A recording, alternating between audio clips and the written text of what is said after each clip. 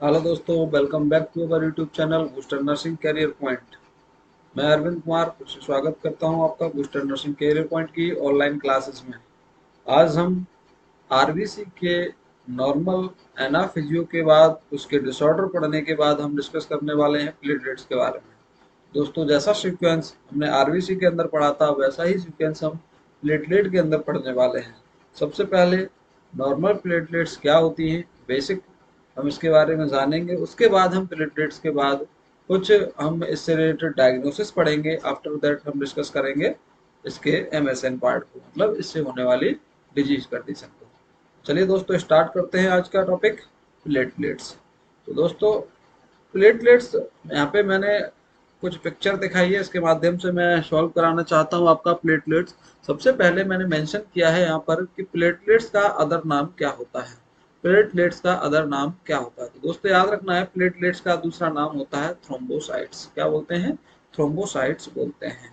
Platelets is also known as thrombocytes. Size इसका होता है, साइज इसका होता है 3 से 4 माइक्रोमीटर। कितना? 3 से 4 माइक्रोमीटर। तो सबसे ब्लड सेल के अंदर सबसे स्मॉलेस्ट सेल जो होती है वो प्लेटलेट होती है। शेप इसका कैसा होता है दोस्तों? तो शेप आपको दो कंडीशन में याद रखना है। शेप इसका दो कंडीशन में याद रखना है। एक शेप जब इसका होगा जब सेल कैसी होगी? इनएक्टिव होगी। कैसी होगी? इनएक्टिव होगी। इनएक्टिव इनएक्टिव प्लेटलेट्स, और दूसरी होगी एक्टिव प्लेटलेट्स। यानी कि जहां पर इंजरी हो जाती है उस साइड में प्लेटलेट्स क्या हो जाती हैं? एक्टिव हो जाती हैं। तो दोनों ही साइड में हमको क्या देखना है? इसका शेप देखना है।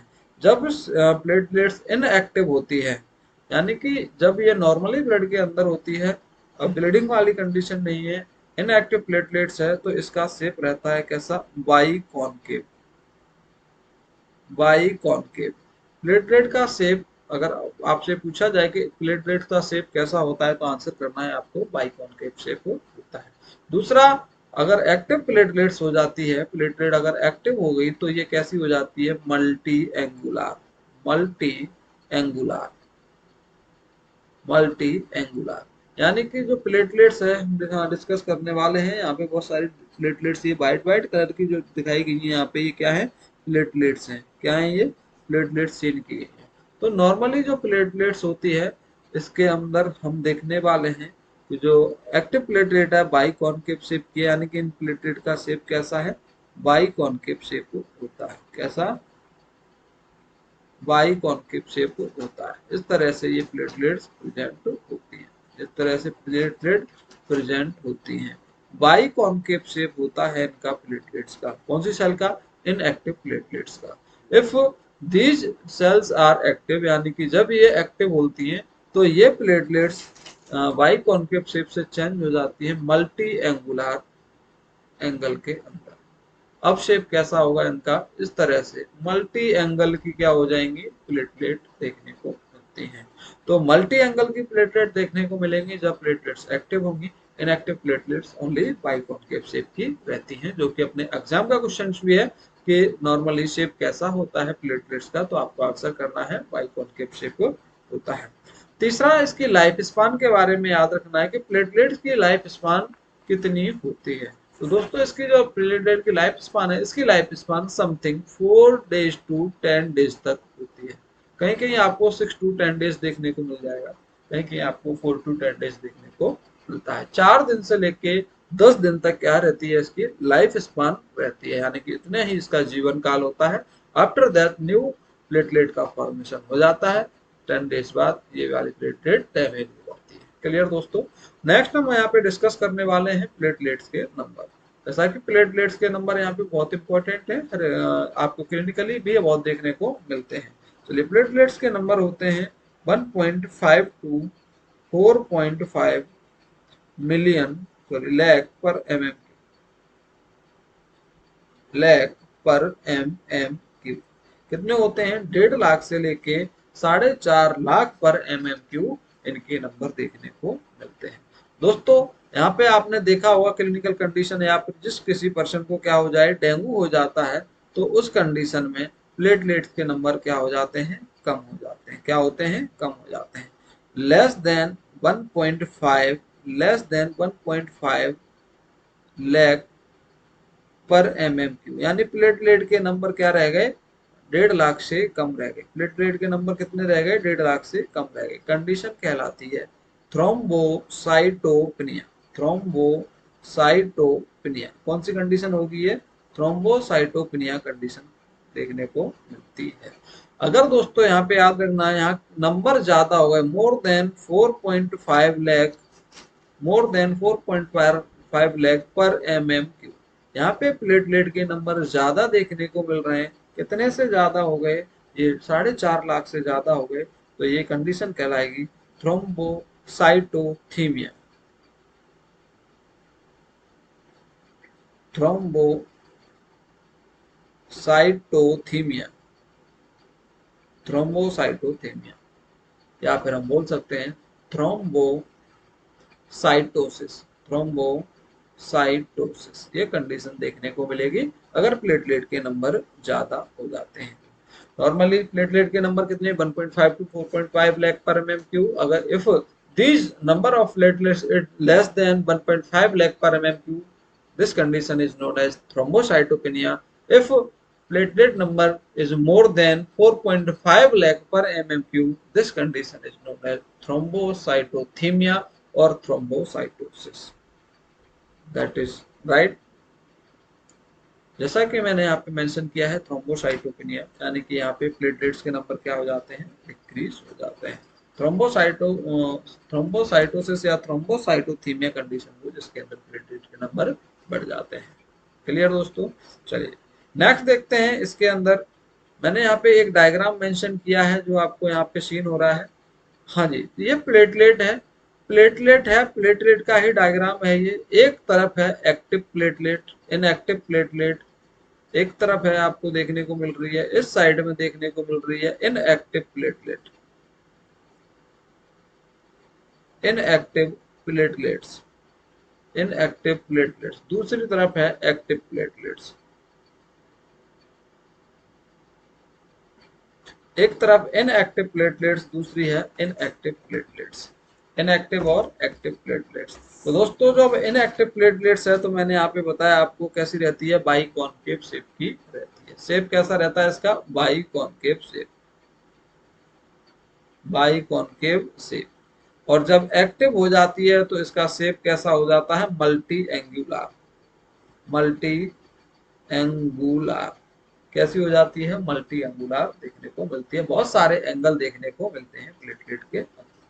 चलिए जब प्लेटलेट कैसी रहती है, एक्टिव रहती है, तब आपको सीन हो रही है, कैसी सीन हो रही है, ये यहाँ पे बाइकॉनकेव शेप की। और जब एक्टिव हो गई है तो कैसी दी सीन हो रही है, यहाँ पे मल्टी एंगुलर सीन होती है। और जब मल्टी एंगुलर हो जाती है, एक्टिव प्लेटलेट हो जाती है, यही क्या करने लगती है, ग्रुप का फॉर्मेशन करने लगती है। क्या, ग्रुप का फॉर्मेशन करने लगती है, यानी कि एक प्लेटलेट दूसरी प्लेटलेट के साथ अटैच होने लगती है और क्या करा देती है, क्लॉट फॉर्मेशन करा देती है। क्लियर दोस्तों, आई होप कितना आपको क्लियर हुआ होगा। यहाँ पे आपको दिखाई दे रहा है ये कुछ इनके ऊपर प्रोटीन्स वगैरह प्रेजेंट रहती हैं जो क्या कराती हैं, माइटोकॉन्ड्रिया है इसके अंदर, ये फॉस्फेटाइडलाइसिमिया है इसके अंदर। ये सारे के सारे जब ये एक्टिव करने में हेल्प करते हैं, ये प्लेटलेट एक्टिव हो जाती है यहाँ पे। और एक्टिव प्लेटलेट क्या करेगी, फिर क्लॉट फॉर्मेशन का काम करती है, यानी ग्रुप बनाने का काम करती है। एक चीज याद रखना है, यानी कि जब एक्टिव प्लेटलेट है, दूसरी हम देख रहे हैं इनएक्टिव प्लेटलेट है, तो इन दोनों के बीच में कुछ बेसिक सा डिफरेंस रहता है। इनएक्टिव प्लेटलेट्स बाइकॉनकेव शेप की होती है, active platelets multi angular shape की होती है। ये इनएक्टिव प्लेटलेट सिंगल रहेगी, सिंगल सेल होगी, मतलब एक दूसरे के साथ अटैच नहीं होती है। कौन सी वाली, इनएक्टिव वाली। और जब ये एक्टिव हो जाती है तो ये कैसी देखने को मिलती है, ये अब ये क्या क्या करने लगेगी, ग्रुप बनाने लगती है। ये ग्रुपिंग में प्रेजेंट रहती है, ग्रुपिंग में प्रेजेंट रहेगी, ग्रुप बनाने लगेगी, वो होगी एक्टिव प्लेटलेट। चलिए शेप हमने देख दिया, बाइकॉनकेव इसका होता है मल्टी एंगुलर। चलिए ये इसके ऊपर बहुत सारे रिंकल्स होते हैं। रिंकल्स किसके ऊपर होंगे, ऐसी प्लेटलेट्स जो इनएक्टिव है उसके ऊपर क्या देखने को मिलते हैं, रिंकल्स देखने को मिलते हैं। और ऐसी प्लेटलेट्स जो क्या हो गई है, ऐसी प्लेटलेट्स जो क्या हो गई है यहाँ पे जो एक्टिव हो गई है वो कैसी रहेगी, कैसी होगी, मल्टी एंगुलर होती है, मल्टी एंगुलर होती है, मल्टी एंगुलर होती है, और लेस रिंकल्स रहते हैं। क्या, लेस रिंकल्स फॉर्मेशन होता है इसकी।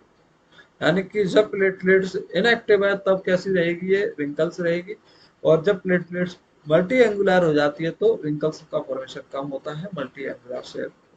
एक चीज और याद रखनी है, ये वाली सेल जो है, ये वाली सेल जो है, जो इनएक्टिव फॉर्म में है, वो कैसी रहती है, नॉन स्टिकी रहती है। कैसी, नॉन स्टिकी रहती है। और जब हम इसको देखेंगे, जब सेल क्या हो जाएगी, एक्टिव हो जाएगी, तो ये कैसी देखने को मिलेगी, आपको स्टिकी देखने को मिलती है। क्या, स्टिकी देखने को मिलती है। इस तरह से ये कुछ बेसिक डिफरेंस होता है। चलिए, जब हम इसमें हम देख रहे हैं यहाँ पे एक चीज और, जस्ट एक मिनट। हाँ जी, हम देख रहे हैं यहाँ पे कुछ एक डायग्राम सा देखते हैं इधर। यानी कि ये है आपकी, ये प्लेटलेट्स जो है वो कैसी है, इनएक्टिव प्लेटलेट्स, इनएक्टिव प्लेटलेट्स। और ये वाली जो प्लेटलेट्स मैंने बनाई है, ये कैसी सेल है आपकी, एक्टिव प्लेटलेट्स। कैसी, एक्टिव प्लेटलेट्स। तो दोस्तों याद रखना है, जो इनएक्टिव प्लेटलेट्स है, जो इनएक्टिव प्लेटलेट्स है, ये क्या क्या होता है इसके अंदर, बहुत सारी चीजें रहती है इसके अंदर, जो क्या होती है, जैसे कि इसके अंदर क्या होगा, माइटोकॉन्ड्रिया प्रेजेंट रहता है, माइटोकॉन्ड्रिया होता है, एटीपी होता है इसके अंदर, सीरोटोनिन होता है इसके अंदर, सीरोटोनिन होता है इसके अंदर, थ्रोम्बोक्सिनेज होता है इसके अंदर। क्या होता है, थ्रोम्बोक्सिनेज होता है। क्लियर दोस्तों। थ्रोम्बोक्सिनेज क्या कराता है, जब प्लेटलेट्स एक्टिव होती है तो बहुत सारी प्लेटलेट्स को एक दूसरे के साथ अटैच करने का काम करता है।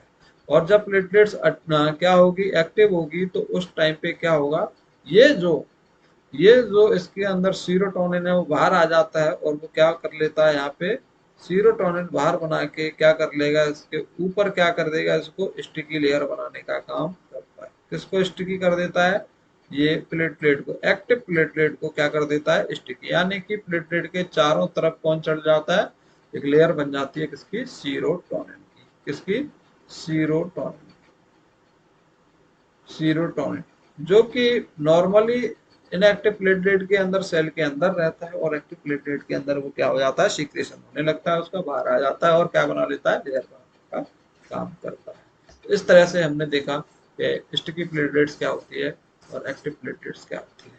तो दोस्तों, मैं आपके साथ एक क्वेश्चन यहाँ पे आपके साथ शेयर करना चाहूंगा, पूछना चाहूंगा आपसे, तो आप आंसर मेरे को करेंगे। क्या, what is the, what is the smallest cell, what is the smallest cell in human body, in human body, human body, human body के अंदर सबसे स्मॉलेस्ट सेल का नाम बताओ, सबसे स्मॉलेस्ट सेल का नाम बताओ। तो दोस्तों, ऑप्शन में इस तरह से दूंगा, पहली सेल का नाम दूंगा स्पर्म, दूसरी सेल का नाम दूंगा मैं, दूसरी सेल का नाम दूंगा ओवम, तीसरी सेल का नाम दूंगा मैं प्लेटलेट्स, तीसरी सेल का नाम दूंगा प्लेटलेट्स, और फोर्थ सेल का नाम दूंगा मैं डब्ल्यूबीसी। तो चार सेल हैं आपके पास, चारों सेल में आपको बतानी है सबसे स्मॉलेस्ट सेल किसके अंदर, ह्यूमन बॉडी के अंदर। तो आंसर करना है आपको कि सबसे छोटी सेल जो होती है ह्यूमन बॉडी में, वो कौन सी देखने को मिलती है, ए इसका राइट आंसर है, यानी कि ऑप्शन नंबर ए, यानी कि स्पर्म जो है सबसे छोटी सेल देखने को मिलती है किसके अंदर, ह्यूमन बॉडी के अंदर। किसके अंदर, ह्यूमन बॉडी के अंदर। क्लियर दोस्तों। मैं दूसरा क्वेश्चन शेयर करना चाहूंगा आपके साथ ही, दूसरा क्वेश्चन करना चाहूंगा मैं आपके साथ, दूसरा question, what is the, what is the, what is the smallest cell, what is the smallest cell in female,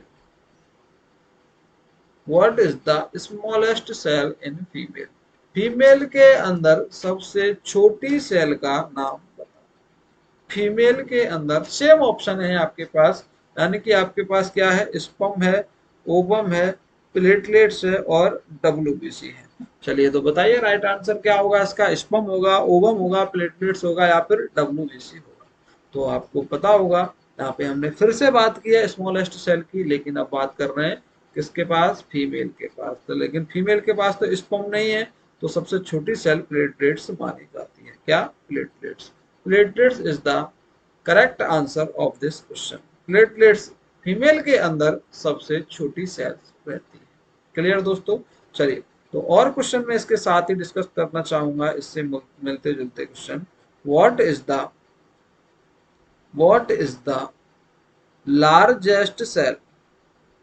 largest cell in human body, in human beings.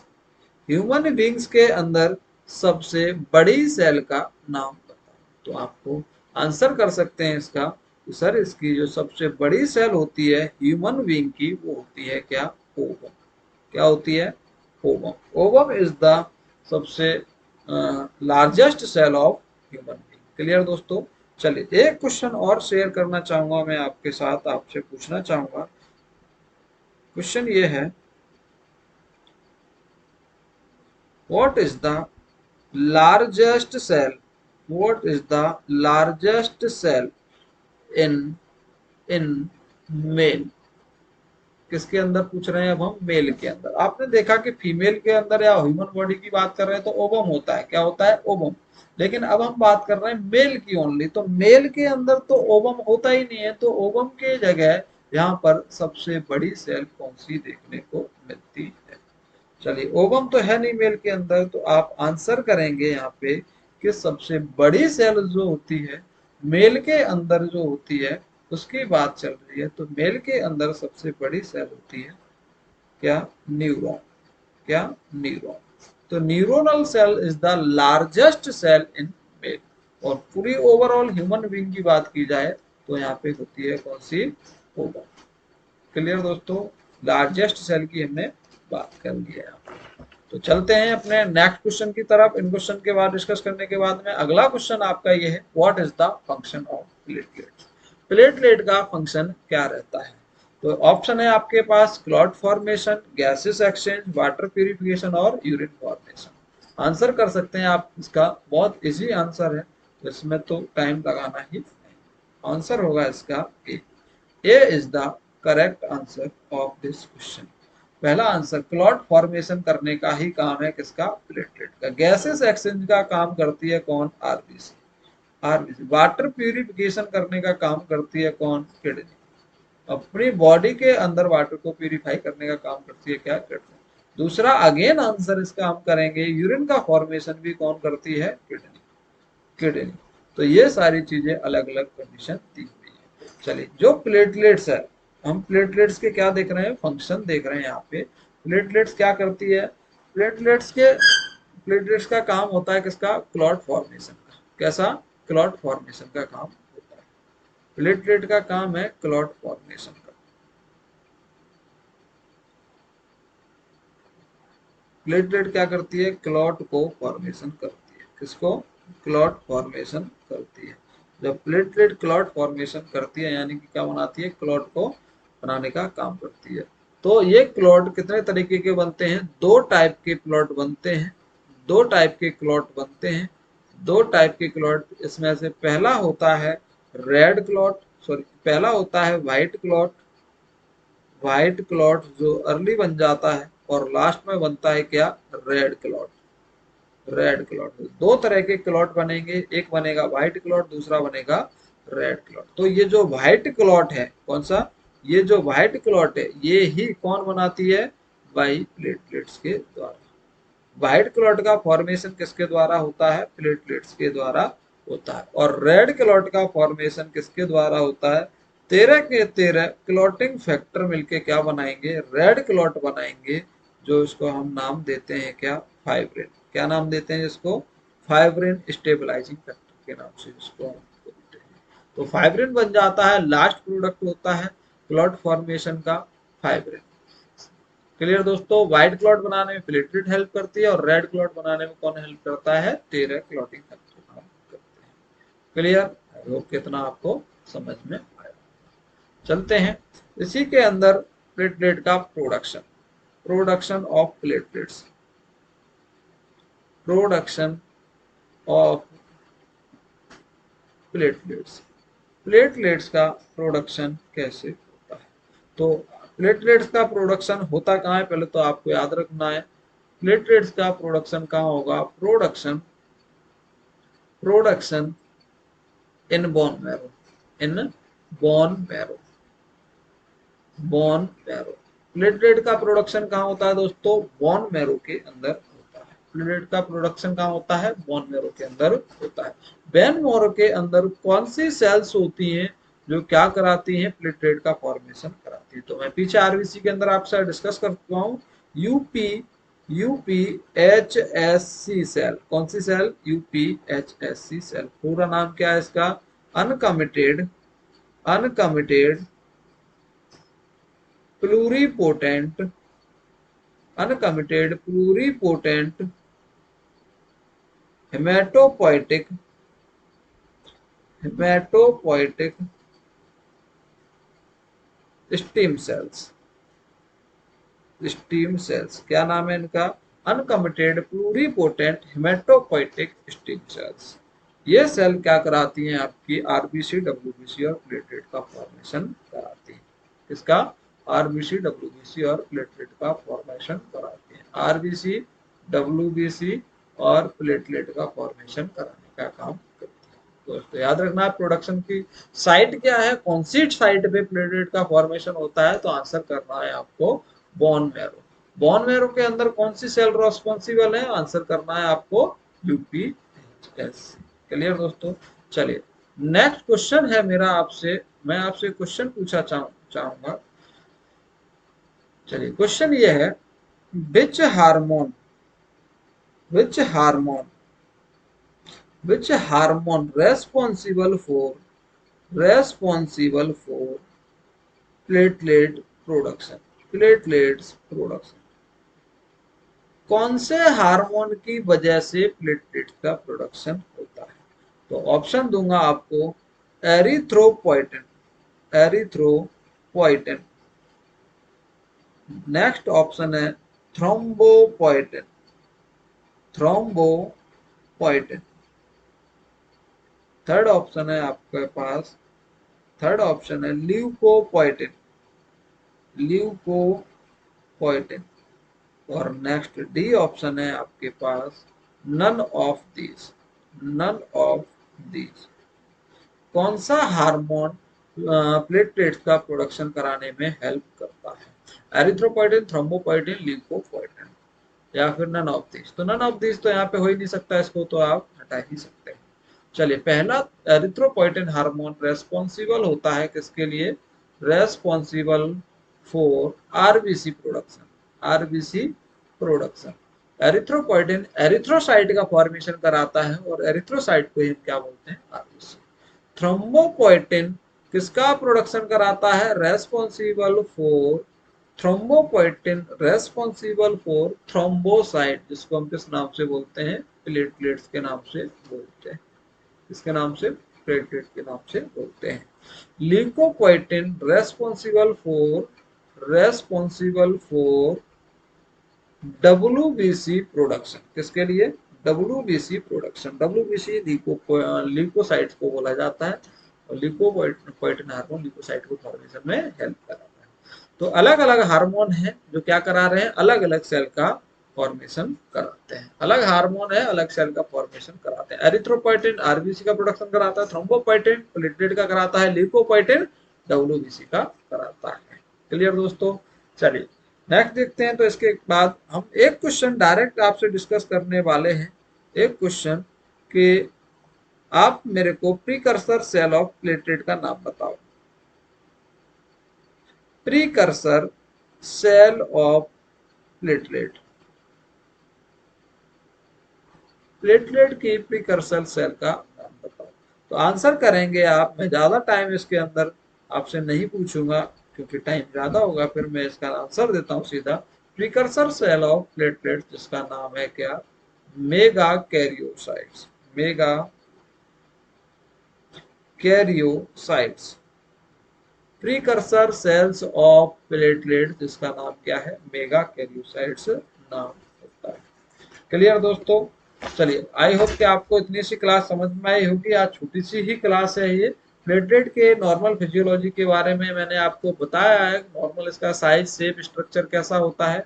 एक चीज और देख लीजिए यहाँ पे, प्लेटलेट्स जो होती है वो कैसी सेल्स है, स्ट्रक्चर कैसा कैसा है इसका, तो आपको याद रखना है नॉन न्यूक्लिएटेड है और माइटोकॉन्ड्रिया प्रेजेंट रहता है। क्या हम लास्ट इसके अंदर डिस्कस करने वाले हैं, क्या structure, structure of platelet, platelet का स्ट्रक्चर कैसा होता है, तो आंसर करेंगे आप, ये नॉन न्यूक्लिएटेड सेल होती है, यानी कि न्यूक्लियस तो इसके अंदर भी नहीं होता, नॉन न्यूक्लियस सेल मतलब न्यूक्लियस इसके अंदर एब्सेंट होता है, बट माइटोकॉन्ड्रिया प्रेजेंट होता है, माइटोकॉन्ड्रिया प्रेजेंट होता है। आरबीसी के अंदर ना माइटोकॉन्ड्रिया था ना न्यूक्लियस था, इसके अंदर न्यूक्लियस तो है ही नहीं, बट माइटोकॉन्ड्रिया प्रेजेंट होता है। क्लियर दोस्तों, आई होप कि आपको ये निकाल समझ में आई। अगर आपको समझ में आई है तो इसको लाइक शेयर एंड सब्सक्राइब करना नहीं भूलिएगा। थैंक यू दोस्तों।